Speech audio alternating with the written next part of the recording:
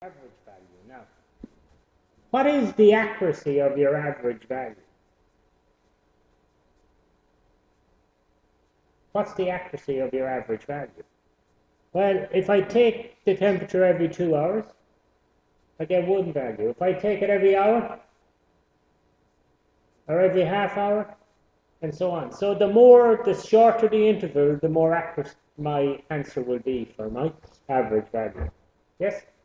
But we can do it by integration. And that's your spot on like getting area. The average value over a curve is the integral from a to b of y dx, as we did already. But the average value is 1 over b minus a. In other words, your final x value up to your initial x value.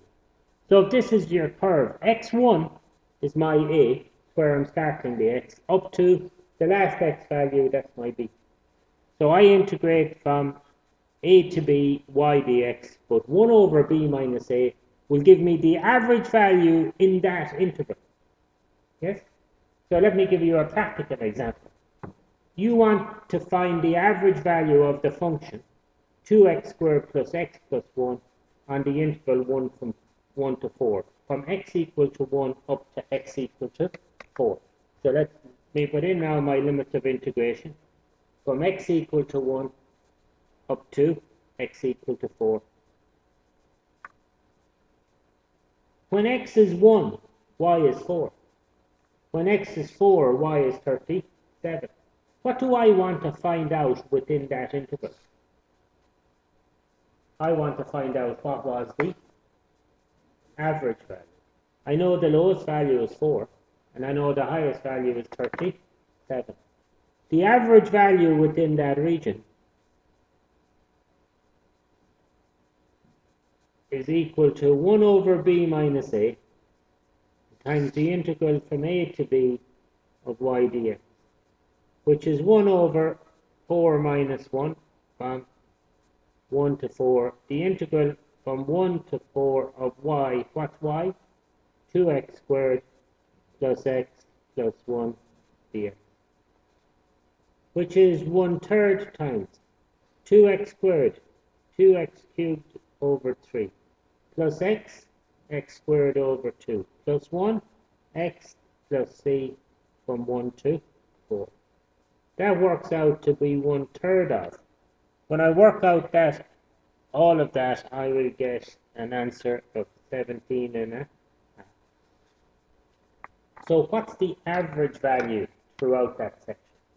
Is 17.5. In other words, if I was to draw a line through it, that would be the average value